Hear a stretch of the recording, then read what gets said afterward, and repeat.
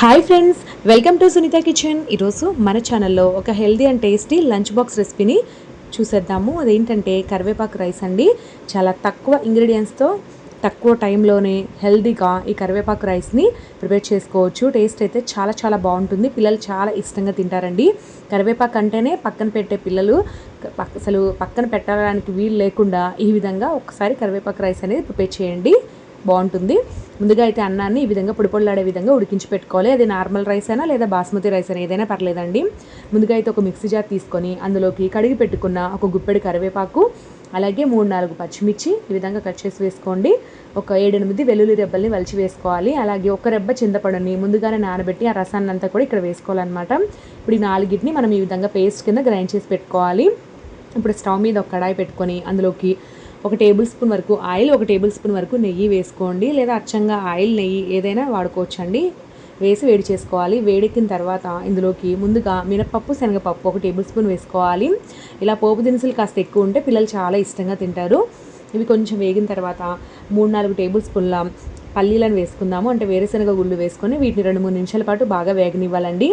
ఇవి బాగా వేగిన తర్వాత ఇందులోకి 1/2 టీ స్పూన్ ఆవాలు, 1/2 టీ స్పూన్ జీలకర్ర కూడా వేసేసి వేపుకోవాలి. ఇవి చాలా త్వరగానే వేగుతాయి. ఇప్పుడు మనం ఇందులోకి ముందుగా గ్రైండ్ చేసి పెట్టుకున్నటువంటి కరివేపాకు పేస్ట్ అంతా కూడా వేసుకొని బాగా వేపుకోవాలండి. ఇందులో పచ్చివాసన అంతా కూడా పోవాలన్నమాట.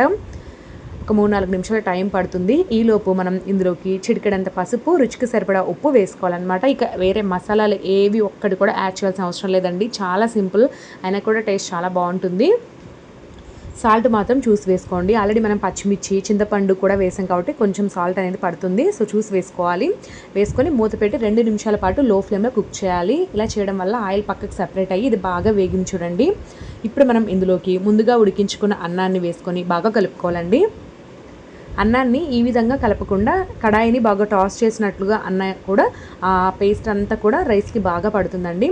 సో చూసి ఈ విధంగా బాగా కలుపుకోవాలన్నమాట. మీరు నార్మల్ రైస్తోనే చేసుకోవచ్చు, లేదా బాస్మతి రైస్తో దేంతో చేసుకున్నా కూడా చాలా చాలా టేస్టీగా ఉంటుందండి. సింపుల్ ఇంగ్రీడియంట్స్ చాలా తక్కువ టైంలో ప్రిపేర్ చేసుకోవచ్చు. హెల్త్కి అయితే చాలా చాలా మంచిది. ఈ విధంగా రైస్ని బాగా కలుపుకున్న తర్వాత ఒకసారి సాల్ట్ సరిపోయిందా లేదా అనేది చెక్ చేసుకొని సరిపోకపోతే ఇక్కడైనా యాడ్ చేసుకోవచ్చు. ఇప్పుడు మూత పెట్టి ఒక 3-4 నిమిషాల పాటు లో ఫ్లేమ్లో వేడి చేసుకోవాలి. అప్పుడు రైస్ అంతటికి ఫ్లేవర్ అనేది బాగా పడుతుంది. ఒక 3 నిమిషాల పాటు ఈ విధంగా వేడి చేసుకున్న తర్వాత మూత తీసి చూద్దామండి. మనకి కరివేపాకు రైస్ మంచి ఫ్లేవర్తో రెడీ అయిపోయింది.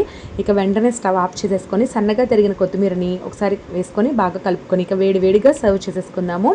చాలా చాలా బాగుంటుందండి. ఎటువంటి కాంబినేషన్ లేకుండా ఇలా డైరెక్ట్గా తిన్నా చాలా బాగుంటుంది. లేదంటే ఏదైనా పప్పుల పొడి కానీ లేదా పెరుగుతో తిన్నా కూడా చాలా బాగుంటుందన్నమాట. పిల్లలు చాలా ఇష్టంగా తింటారని నన్ను నమ్మి ఒకసారి ట్రై చేయండి. చాలా సింపుల్ అండ్ ఈజీ రెసిపీ అనమాట.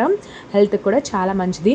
కరివేపాకు అంటేనే పిల్లల దగ్గర నుంచి పెద్దల వరకు అందరూ తీసి పక్కన పెడుతూ ఉంటారు. కానీ కరివేపాకులో ఎన్నో రకాల పోషక విలువలు ఉంటాయి. అవన్నీ కూడా పోకుండా పిల్లలకి అందాలి అనుకున్నట్లయితే ఖచ్చితంగా ఇలాంటి రైస్ రెసిపీస్ని ట్రై చేసి పిల్లలకి పెడుతూ ఉండాలండి. సో చూసారు కదా, ఈ రెసిపీ మీకు బాగా నచ్చినట్లయితే వీడియోని లైక్ చేసి మీ ఫ్రెండ్స్ అండ్ రిలేటివ్స్కి వీడియోని షేర్ చేయండి. Thank you for watching.